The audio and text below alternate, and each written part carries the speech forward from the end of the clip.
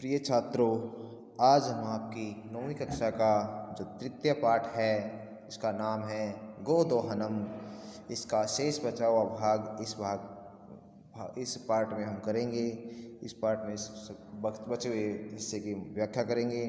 अभी तक हमने इसमें पढ़ा कि चंदन और मल्लिका दो पति पत्नी हैं और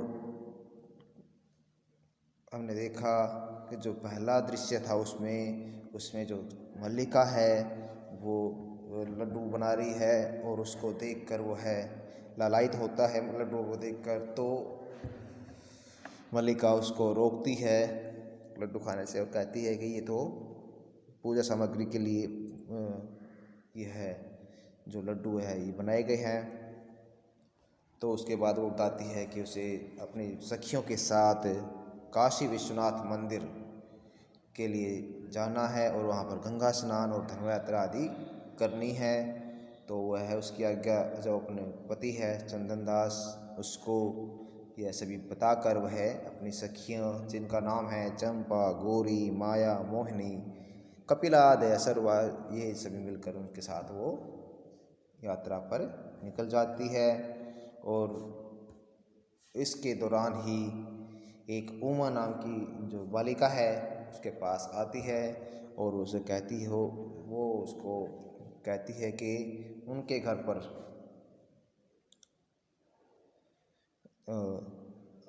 मास के महीने के अंत में एक क्या नाम है उत्सव मनाया जाएगा और उसके लिए उन्हें 30 लीटर दूध की आवश्यकता होगी। अर्थात सेटक मतलब यहाँ पर बताइए, देखिए ये पिछली वीडियो में आपको 3 क्विंटल बता दिया था, ये इसके लिए मैं क्षमा चाहूँगा और इसका अर्थ होता है 30 लीटर। ठीक है, इसको सही कर लें अपनी व्याख्या में। अभी तक हमने यहाँ तक पढ़ा था कि वो जब वो वापस आती है यात्रा से, मल्लिका है जो चंदन की पत्नी है और उसको सारा वृत्तांत बताता है कि जो गांव का मुखिया है, सरपंच है, उसके घर महीने के अंत में एक उत्सव मनाया जाएगा। उसके लिए उन्हें 30 लीटर दूध की आवश्यकता है। तो वह सारा बताता है कि क्यों ना हम प्रतिदिन दूध न निकाल कर महीने के अंत में एक बार में ही सारा दूध निकाल लें। तो उसके ऐसा सुनकर, उसकी ये बातें सुनकर मल्लिका उसकी प्रशंसा करती है कि स्वामी आप तो बहुत ही चतुर हो। और उसके बाद वो दूध के लिए बर्तन आदि लेने के लिए कुम्हार के घर के लिए वो निकल पड़ते हैं।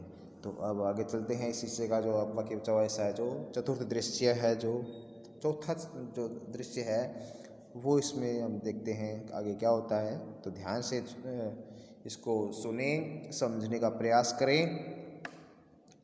ये देखिए इसमें अब कुंभकार के पास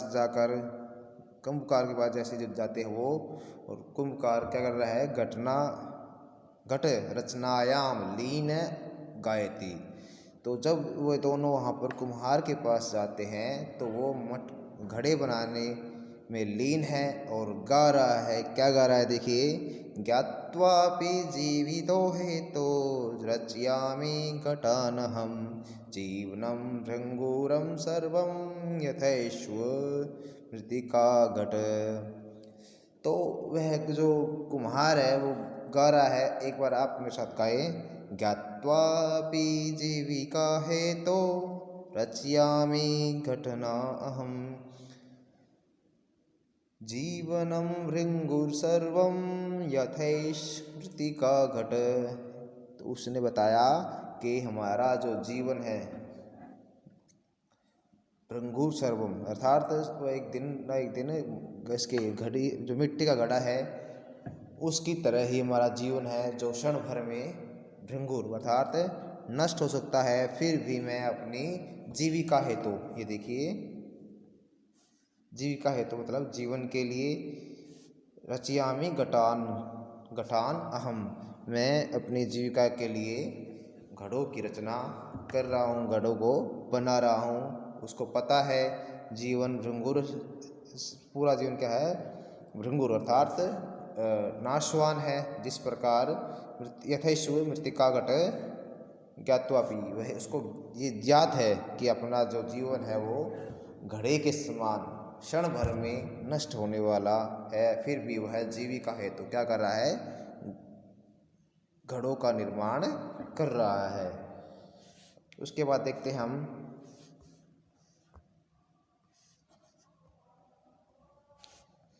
जो चंदन है वो नमस्कृति तात, वो उसको क्योंकि वो उम्र में उससे बड़ा है तो उसे पिता, जैसे हम आजकल बड़ों को जैसे बुलाते हैं आजकल तो अंकल कहते हैं, पहले पिता तात ही कहते थे, अंकल की जगह प्रयोग होता था ये तात। हमारे जो बड़े बुजुर्ग थे उनके लिए ये प्रयोग किया जाता था। आजकल के बच्चे जैसे अंकल प्रयोग करते हैं ना, इसी प्रकार से वो तात का शब्द का प्रयोग करते थे। तो उसको नमस्कार करते क्या कहते हैं, नमस्करोमि तात पंचदश घटान इच्छामि किम दास्यसि। ये देखिए, पंचदश घटान इच्छामि, वो कहता है मुझे 15 घड़े चाहिए, किम दास्यसि, क्या तुम दोगे। तो देवेश जो कुंभकार अर्थात कुम्हार है, उसका नाम देवेश है, वो कहता है कथम न, क्यों नहीं, विक्रणाय एवेते, यह तो सभी बेचने के लिए ही है, गृहान घटान, घड़ों को ग्रहण करो, 500 रूप्यकाणि, 500 रुपये दे दो और 15 घड़े आप ले लो। क्या कहा उसने, आप 1500 रुपये मुझे दे दो और 15 ये घड़ों को ले लो।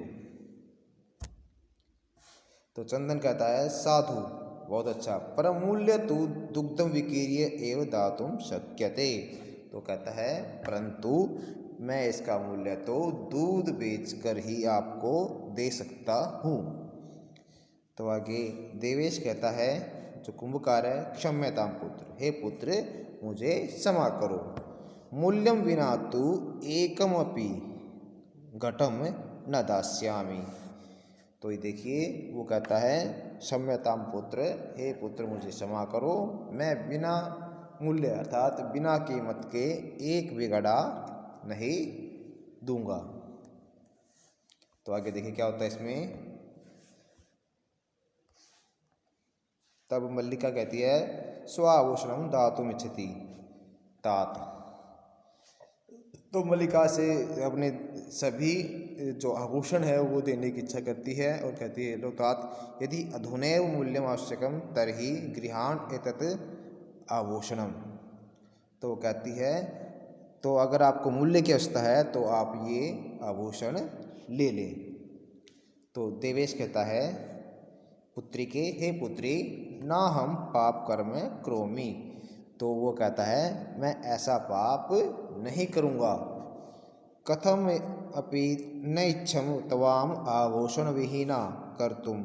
वो कहता है इसको, मैं किसी भी प्रकार तुम्हें आभूषण विहीन नहीं करूँगा।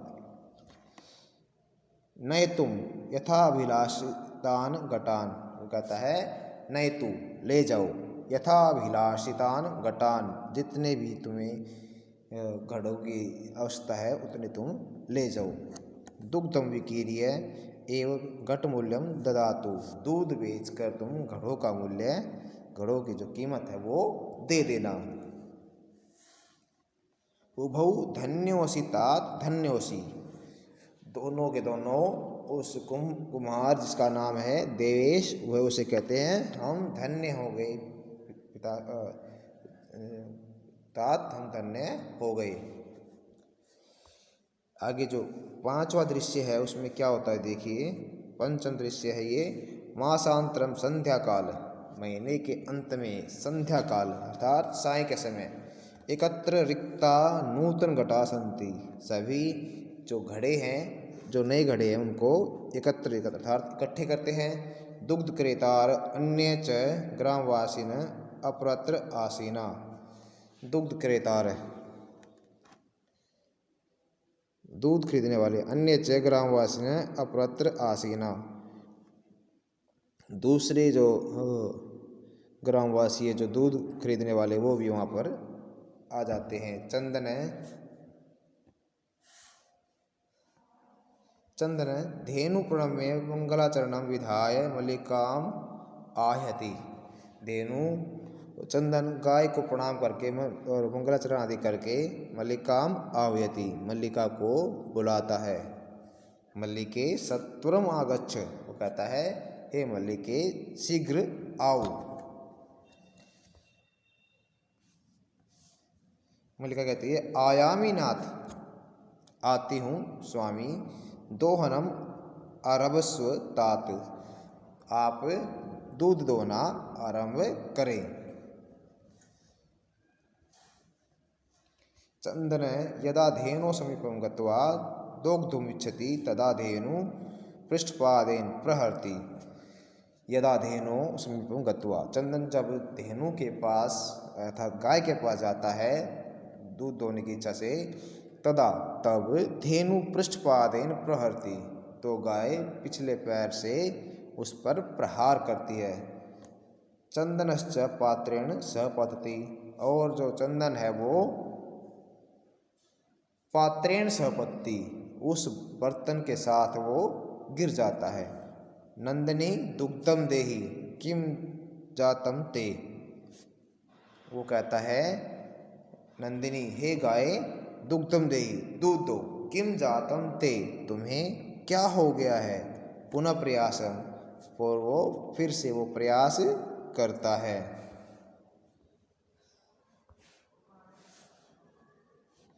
फिर से वो प्रयास करता है। नंदिनी च पुनः पुनः पाद प्रहारेण ताड़ित्वा चंदनम रक्तरंजितम करोति, और वही प्रक्रिया बार बार वो गाय करती है। वो पाद प्रहारेण, पैर के प्रहार से ताड़ित्वा, उसे चोट पहुंचाकर चंदन को रक्त रंजित, खून से लथपथ कर देती है। हा हतो अस्मि, हा वो कहता हाय, हतो अस्मि मैं तो मारा गया। चीत्कारम कुर्वन पतति, चिल्लाता हुआ वो गिर जाता है। सर्वे आश्चर्येण चंदनम अन्योन अन्यम च पश्यन्ति, और सभी आश्चर्य से चंदन को देखते हैं। आगे देखिए क्या होता है इसमें। मल्लिका कहती है चित्कारम श्रुत्वा झटिति प्रविशति, झटिति मतलब शीघ्र। मल्लिका चीत्कार को अर्थात चिल्लाने की आवाज को सुनकर झट इति प्रविश्य, शीघ्रता से प्रवेश करती है। नाथ हे स्वामी, किम जातम, हे स्वामी क्या हुआ। कथम तुम रक्तरंजित, किस प्रकार तुम रक्तरंजित हो गई। चंदन कहता है धेनु दोग्धम अनुमतिम एव न ददाति, वह कहता है कि गाय दूध दोहने की अनुमति ही नहीं दे रही। दोहन प्रक्रियायाम अनुभमाणम एव ताड़यति माम, वो कहता है दोहन प्रक्रिया, दूध दोहने की प्रक्रिया को आरंभ करते ही ताड़यति माम, मुझे वो मार रही है।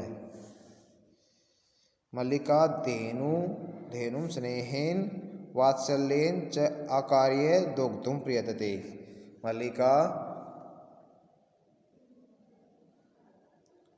मल्लिका गाय को स्नेह सहित और वात्सल्य सहित आकार्य करके दुग्धुम प्रियतते, दूध दोहने का प्रयत्न करती है। किंतु धेनु दुग्धहीना एव इति अवगच्छति, किंतु जो गाय है वो दूध रहित ही अवगच्छति प्राप्त होती है।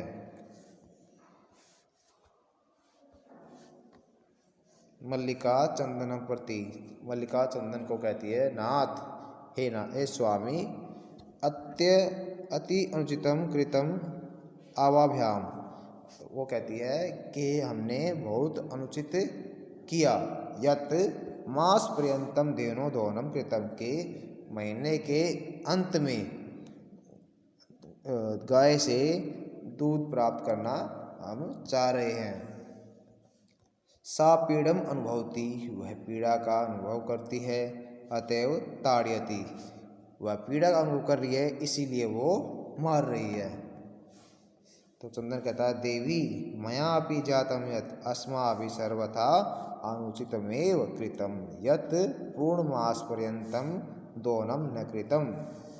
वो चंदन कहता है हे देवी मयापि ज्ञातम यत् मुझे भी अब ये ज्ञात हो रहा है अस्माभि हमारे द्वारा सर्वथा सब कुछ अनुचितमेव बिल्कुल गलत ही कृतम किया गया यत पूर्णमास पर्यंतम दोहनम न कृतम के पूरे महीने के अंत में दोहना नहीं चाहिए था। अतएव इसलिए दुग्धम शुष्कम जातम इसलिए दूध सूख गया है। सत्यमेव उक्तम सत्य ही कहा गया है। कार्यम अदितनीय यत तदेव विधीयताम विपीर्यते गति यस्य स कष्टम लभ्यते दुर्वम। अब वो कहता है कार्यम अद्यतनीय यत तदेव विधीयताम। वो कहता है अगर कार्य आज का है यत तो तदेव विधीयताम उसी समय कर लेना चाहिए। विपीरते विपरीते गति यस्य अगर विपरीत दिशा में गति करेंगे तो स कष्टम लभते दुर्वम तो उसे कष्ट को ही प्राप्त होगा उसे कष्ट ही प्राप्त होता है। आगे देखिए मल्लिका कहती आम भर्त हाँ स्वामी सत्यमेव सच का मयापि पठितम यत् मेरे द्वारा भी पढ़ा गया है। सुविचार्य विधातव्यम कार्यम कल्याण कांक्षिणा। वो कहता है कि अच्छी तरह सोचकर किया गया कार्य कल्याणदायक होता है। यह करोति विचार्ये तत् स विषीदति मानवे। वो कहती है जो बिना सोचे कार्य करता है उसे दुख ही मिलता है किंतु प्रत्यक्ष रूप से अद्य एव अनुभूतम एतत् परंतु हमें प्रत्यक्ष रूप में आज ही इसका अनुभव हुआ है।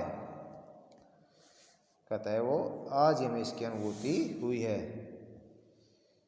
सर्वे सभी दिनस्य कार्य तस्मिन्नेव दिने कर्तव्यम दिन के कार्य तस्मिन्नेव उसी दिन करने चाहिए। यह एवं न करोति जो नहीं करता स कष्टम लभते दुर्व उसे कष्टों को ही प्राप्त होता है। जवनिका पतनम सर्वे मिलित्वा गायन्ति। जवनिका के पतन होने पर सर्वे मिलित्वा गायन्ति सभी मिलकर गाते हैं। आदानस्य प्रदानस्य कर्तव्यस्य च कर्मणा आदान और प्रदान के कार्य समय अनुसार करने चाहिए। क्षिप्रम क्रियमाणस्य काल पिबति तदरसम। वो आगे बताया इसमें क्षिप्रम देरी करने से क्रियमाणस्य क्रिया का जो फल है काल अर्थात समय पिबति तदरसम उस रस को समय पी जाता है। अगर हम आदान प्रदान के कार्य अगर समय पर नहीं करेंगे तो उसमें क्षिप्रम जल्दी नहीं करेंगे तो वह जो उसका रस है उसका जो कार्य का जो आनंद है वो समय पी जाता है। ये श्लोक अन्वय दे रखा है। ये देखिए यत् अद्यतनीय कार्य तत् अद्य विधेयताम यस्य गति विपरीते स दुर्वम कष्ट लभते।